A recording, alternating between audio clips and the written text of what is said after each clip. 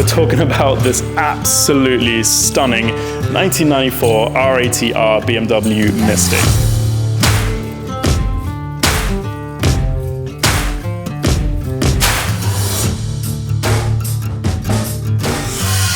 Howdy guys, and welcome back to another bike video with Meister's Garage. I'm here with Jackie O. Now you would have seen this video quite a lot on previous videos of Meister that they've done, where Jackie did updates from the very beginning. So this was the first build where we've documented every single step from start to finish.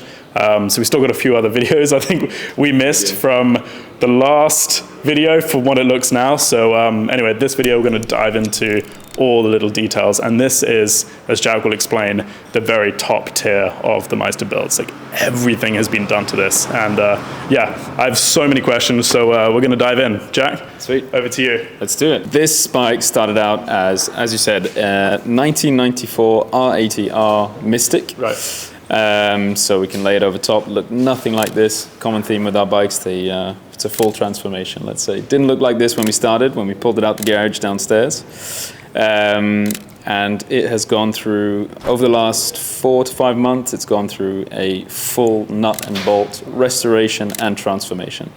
And like you said, this really represents the top tier of what we do here. And once we take a deep dive into the details, because that's what really sets this bike apart, it's the little details, it's the extra mile that we went to put this thing together. Right, so straight away you'll notice these kind of, what are these, Pirelli MT, these aren't MT60s, are they? Yep, yeah, so this is a Pirelli MT60 front and rear. Laced onto these. These are the original rims. Oh really? Yeah, and so they don't actually sell these anymore, so we had to restore these. These are tubeless because their spokes are spoked to the outside of the rim, so there's no risk of anything leaking when they're spoked through the middle. They weren't in black originally, so they were completely pulled apart. All the spokes were cut and removed. The rims were powder coated, new spokes were ordered, the hubs were powder coated as well, and then Alex, our mechanic here, went through hours of work, full rebuild, exactly, truing the spokes, truing the wheels, get it all running smooth. I mean, it's absolutely beautiful. I've noticed no mudguard on here. Is that something Meister don't normally? I mean, some of your other builds, you have mudguards obviously on your tracker builds and scramblers, but on the Café races, not normally? Or is that depends. Preference? It's a client preference. Some guys, their bike rolls out of the shop with no mudguard, and they come back, covered in mud a couple days later, and we'll get them a custom one fitted. Common theme throughout this video, it's really the top of the top. So here for the forks, we've got a fresh pair of Öhlins forks, Öhlins suspension. Linked to that are the Behringer calipers. Yeah, so the calipers are Behringer, and that's coupled with the full Behringer system. So you got the clutch and you got the front brake lever, and as you mentioned, these discs are pretty special. These are just a petal design disc rotor. Do you need all that stopping power for an R80? Some might say it's overkill. I mean, especially when you got a drum brake in the rear. Talk me through what was the kind of design process? Why did you get the specific headlight? Because I've seen the other build that this was based on, the Yen, which was I think our first YouTube video we did. That this bike is based on, had a different headlight. So why did we have a bait style for this? Like any custom shop, every design is going to be slightly different for each bike. The Yen and a lot of our other builds, we use a Gazzini LED headlight, which is a lot slimmer, like lower profile. But here from the start, during the meetings back and forth with the client, we knew we wanted to use this big, almost spider-like LED insert. And then it was just about finding a casing and finding a system that worked to group it all together. So this is actually a mix of like 3 different headlights in one. We've had to custom cut and fit the whole thing together. And then, but you mentioned the reason why you put a casing on this and not left it bare was because of the motor gadget. Yeah, because of the clocks. On a lot of our builds, we use the much slimmer LED Motorscope Pro head unit, and here the client was a big fan of all things analog. That's why they're going for a classic bike, from the start.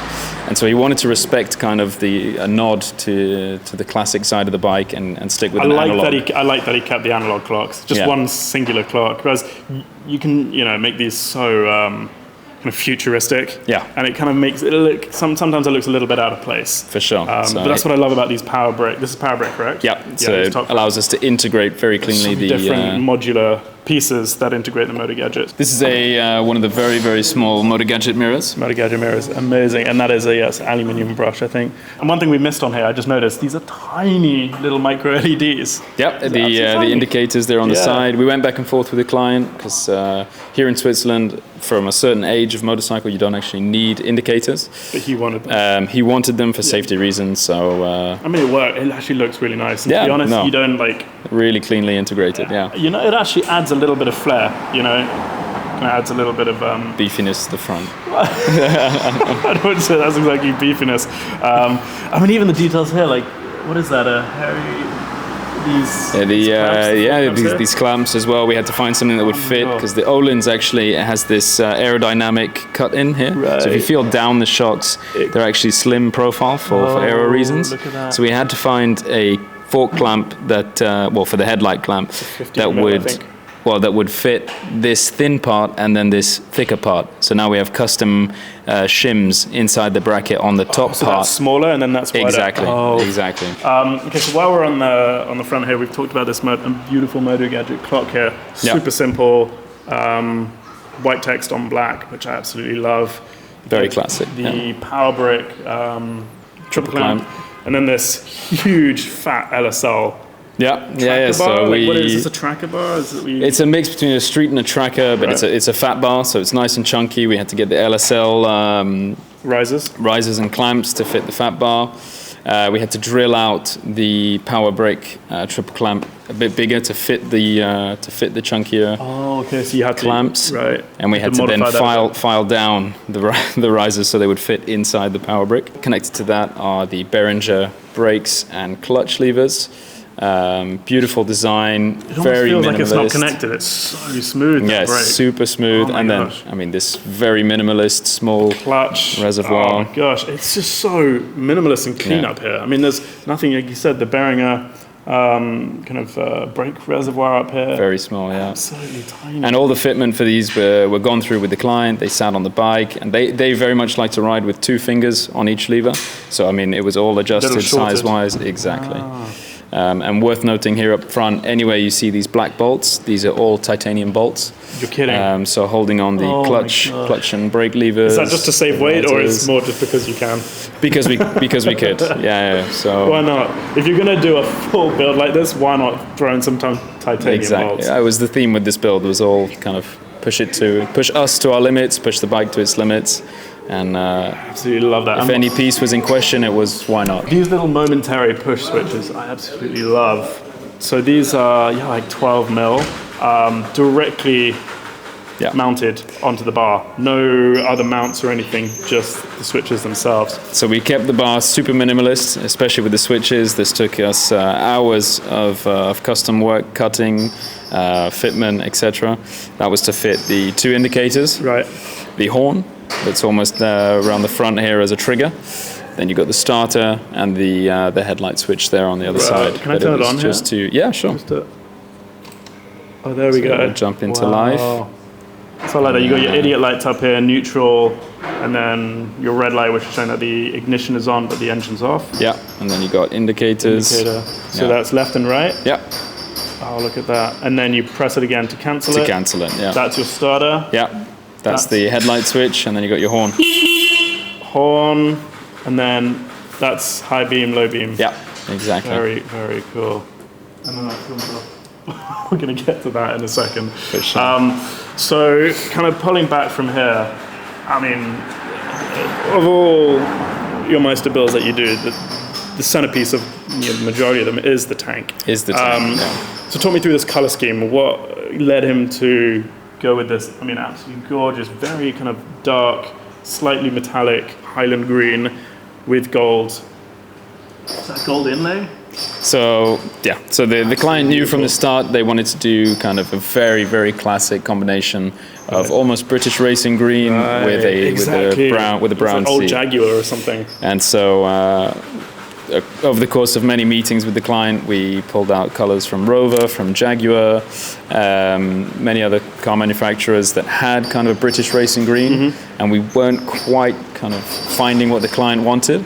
And eventually we landed on this, which is Forest Green Metallic from Porsche. So this is a Porsche color. And over top of that are these incredible gold lines, and those are actually in real gold leaf.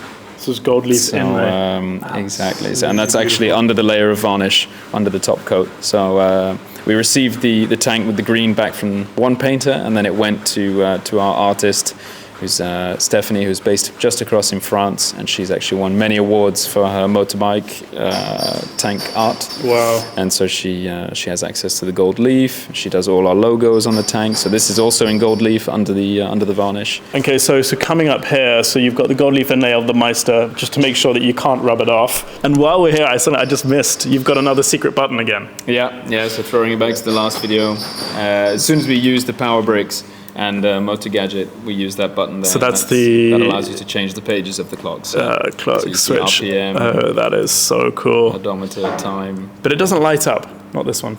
Not this one. A bit more discreet than the last one. Not like the bat bike's red. Actually, true. Red underglow. It would, unless green would be cool. Green would be cool. Yeah, we got the chunky gas cap on there. That's really nice. I love that. Nice cut piece. Yeah, it's really cool. super clean. And this is Motone, correct? This is Motone. Shout out to Sam from Motone. Sam, cheers, Sam. And they've got this kind of CNC'd, slight kind of cut edge here. Exactly. Against it. I love that with the milled edges. Sure. Super clean. Okay, so moving back, this is all Pascal's doing. He's over there. Working on some more seats, but all the seats they do here are made in-house, and this is just absolutely stunning. So while we're talking about the rear end, there are 2 seat options for this, aren't there? Yeah. So this client was adamant that they wanted 2 options for the rear subframe. One that was a solo seat, as it's mounted now. So this is a solo seat. This is a solo seat. Yeah. So that we cut the rear frame and re-weld it with slight higher angle. That's a 2-person seat and comes out probably about here, right? Exactly. So we've designed the whole system to be plug and play. So 3 titanium bolts come off the frame, undo the lights. One frame on, one frame off. So that's the only thing you have to change electronically. Electronically, we've made it an easy it's clip. plug and play. The rear indicators, the lights, etc. So we literally just swap out 3 bolts. So okay. So you swap out the bolts, and is it underneath the seat? You have to unplug it. Yeah. So you remove the seat, remove the plug, swap out the frames, and then there's a bracket that holds the exhaust pipe a bit lower, because this would run the risk of burning your passenger's legs. And we also have brackets for the rear foot pegs as well. Yeah, so where does that mount? The rear foot peg will come here, correct? It will bolt onto here, and kind of brings the peg about here. Ah, so it goes around it. Well, no, the exhaust lies flat. You really have lots of different kind of modular systems in one. I mean, it's for sure. It's not just one bike. It's not necessarily something the client would do themselves at home. It would be more of and we'll stock the other seat that's not in use. So when he wants to change it, he'll come here. So he has to come back here, unless he knows what to do himself. Luckily, they're local to us. Okay. So, yeah, and that's nice. Kind of, a customer continuation. They come back here if he wants to take a passenger. But to be honest, I would probably just want to ride this by myself with the current configuration that it's in. It just looks absolutely stunning. And I love that kick-up pipe.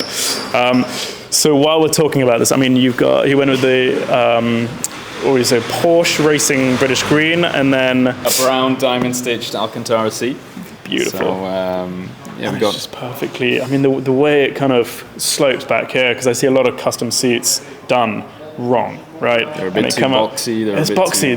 It comes straight across and then down. And it's like, why would you do that? Obviously, Pascal here, who's worked on countless, configurations on numerous very prestigious brands out there.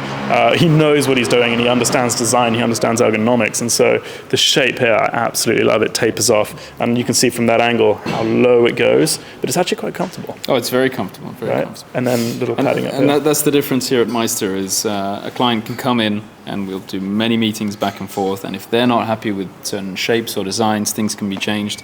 We know that a lot of custom bike manufacturers almost have them on a production line where it's very kind of hard set what options you can and can't have, and there's set seats and set colors and everything like that. But that's what I love is when the client came in earlier, I was actually here, and they had a whole table with all these swatches and all the different materials and leathers, and he was there just picking them out. I mean, that's such an exciting experience to pick out the colors and to see them and really hone in and custom choose, your entire preference, which that's something that Meister really does well, is that bespoke offering. So while we're going back here, these indicators you have built in.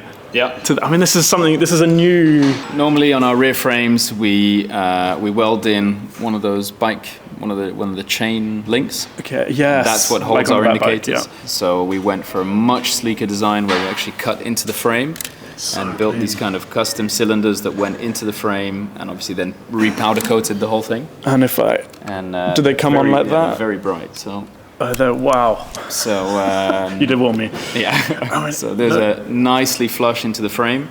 And so right now those are just running lights, and then when you stop, we've got brake lights. Right. So brake lights even brighter, and then there's also they double up as indicators left and right. Yeah. And you've got the warnings still. Yeah. How do you do that? Did you double press? You just press both. Press both. So clever. Yeah. Is this linked up to a M unit? Did you say? No.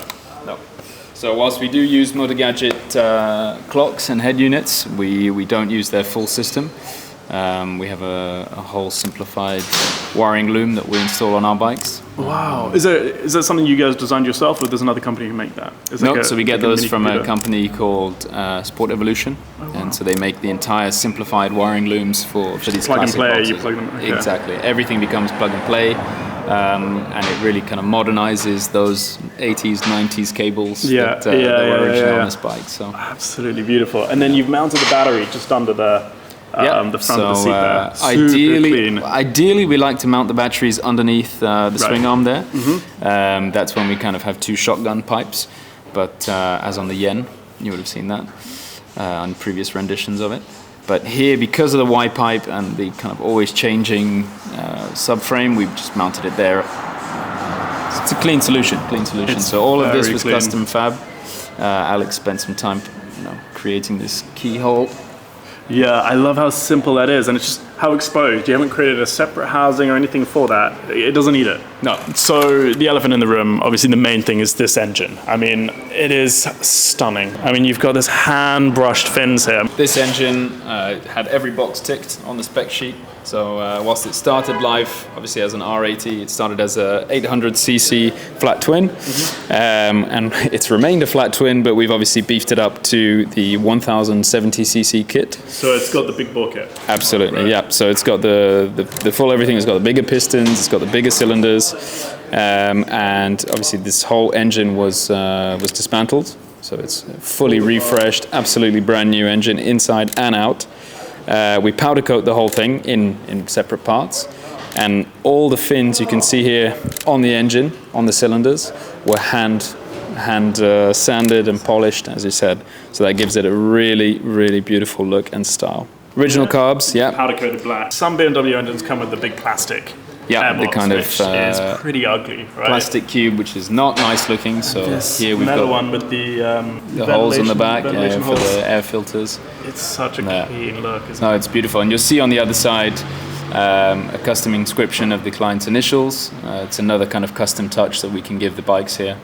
I really love how that little detail came out. It's new for us here. We had the idea just a couple of weeks ago before completion. Sometimes we put a little logo there, but I thought it was absolutely a stunning touch to put their initials there. I mean, it's so clean, and that's removable as well, the little plaque. From the inside, yeah, from the inside. Okay. So it's bolted from behind, yeah. That's so clean. So that's something, going forward now that you will offer for For sure.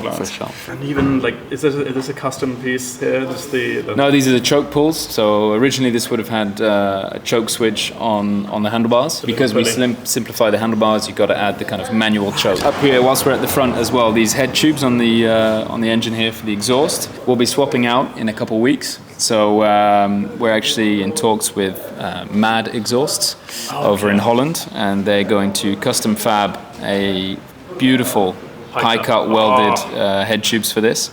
So if you haven't seen Mad Exhaust, go check them out. They're absolutely stunning. What are you going to do with this exhaust?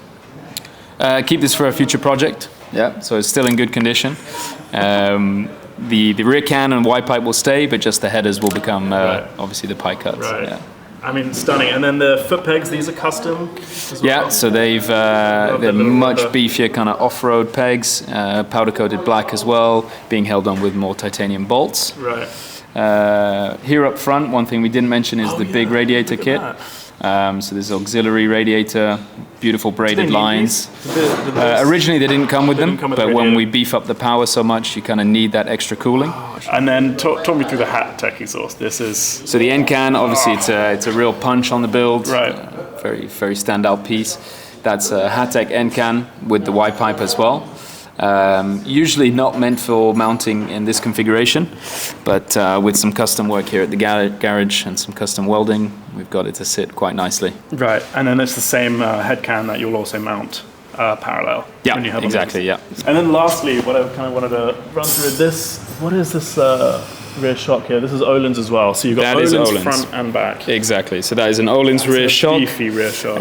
Since it's a paralever, so from the 90s, that's kind of the last rendition of these classic bikes, and it just had this one beefy shock, whereas the previous double shocks on the R100s and R80s, there would have been two shocks, one either side. So close, look at that. I could just barely get a finger in between. Yeah. And then this is a custom-made plate mount as well, so that was welded in-house. I love the side, so all of that's customized. I'm going to need one of these as well. And even the gold wing nut, did it come gold? No. It's brass, yeah, we had to get it polished so it really pops and matches in with the other gold details. Every little detail, even like, that's the thing I'm talking about. You guys literally look at every single component and go, oh, well that we can custom do, that we can polish, that we can make rough, that we can powder coat, whatever it is. That's what we love to do here. Can we start her up? Yep. Yeah, let's fire her up. Awesome.